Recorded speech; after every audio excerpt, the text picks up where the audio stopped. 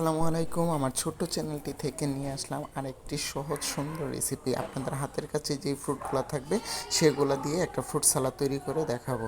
তো একটা যেহেতু প্রচুর আমের সিজন, এখন যেহেতু প্রচুর আম পাওয়া যায়, সেই জন্য আমরা আম দিয়ে আজকে ফ্রুট সালাদটা তৈরি করব, যেটা গরমের জন্য অনেক বেশি আপনাকে ডিহাইড্রেশন থেকে মুক্ত দেবে। এবং আমে রয়েছে প্রচুর পরিমাণে ফাইবার এবং কলায় রয়েছে প্রচুর পরিমাণে আঁশ এবং ক্যালোরি। তো এখানে আমরা নিয়ে দিচ্ছি প্রথমে একটা টক দই। এখানে আমরা শক্তির টক দইটা ইউজ করবো। আর নিয়ে নিচ্ছি, আমরা যেহেতু সুগার ইউজ করবো না, আমরা নিয়ে নিচ্ছি এখানে মধু। এখানে নিয়ে নিচ্ছি কিছু কিউব করা আম এবং কলা।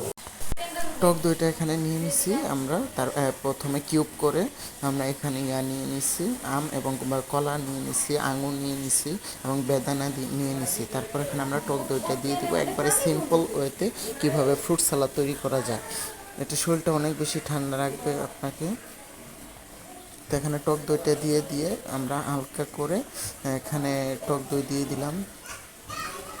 টক দইটা ফুললি দিয়ে দিতে হবে, একবার ক্রিমি থিকনেস যেটা ওইটা।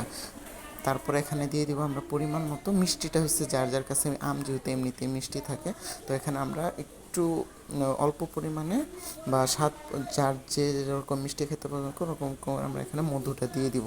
মধুটা দিয়ে অনবরত আমরা নাড়তে থাকবো এবং ভালোভাবে মিশিয়ে নিব। মিশিয়ে 15 থেকে 20 মিনিটের মতো ফ্রিজে রেখে দিব। তো এখানে আমরা মধুটা দিয়ে দিলাম। মধুটা নিয়ে আমরা সুন্দরভাবে মিশাবো সব কিছুর সাথে। দেখতে পারতেছেন আমরা মিশাচ্ছি। তো সুন্দরভাবে ম্যারিনেশন করে নেব। এই সালাদটা খাওয়া কিন্তু অনেক বেশি উপকার। তো বাসায় হুটফাট করে মেহমান আসলে এটাও তৈরি করে দিতে পারেন ক্রমে বাহির থেকে আসার সময়। তো এরকমভাবে আমরা সুন্দরভাবে মিশিয়ে নেব।